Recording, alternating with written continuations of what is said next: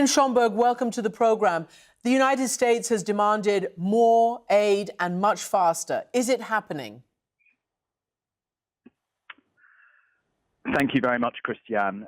So there has been a trickle of trucks that have been able to enter into Gaza via the Rafah crossing with Egypt.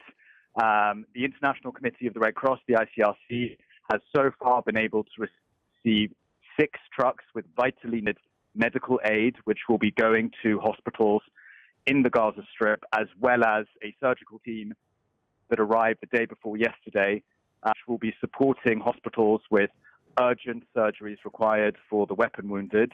We are hoping that more trucks will arrive tomorrow and in the days ahead.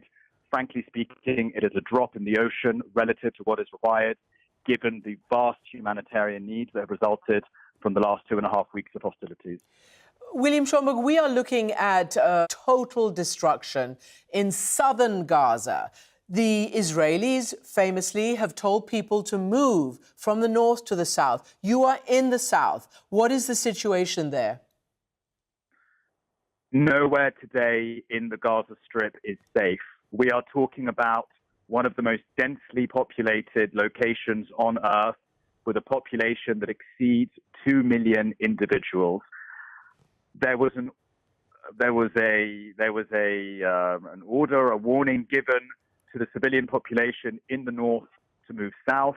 Thousands of families, perhaps up to 300,000 civilians, have now relocated. The reality is that airstrikes continue across the Gaza Strip, including in Rafah, and we understand, though it is very difficult to verify reports, that there is intensification of hostilities in the north of the Gaza Strip. But as I said, right now, given the small landmass and the high population, there is, frankly, nowhere that is safe.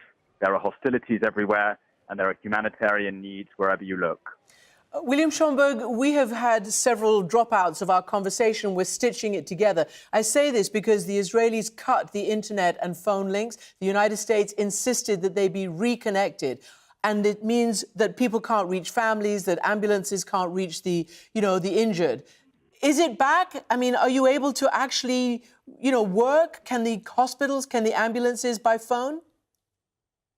Telecommunications were cut for over 24 hours, which means that families are not able to communicate with one another. The wounded are not able to call for the support of ambulances, and humanitarian agencies are not able to operate. There has now been a limited return of telecommunications. I'm able to speak over the phone. The internet does not work in many places in the Gaza Strip, and being able to run a humanitarian operation under the current conditions is very complicated, made even more challenging by the fact that we are yet to able to establish a flow of both goods and people that are desperately required in order for the ICRC and other actors to meet urgent needs on the ground.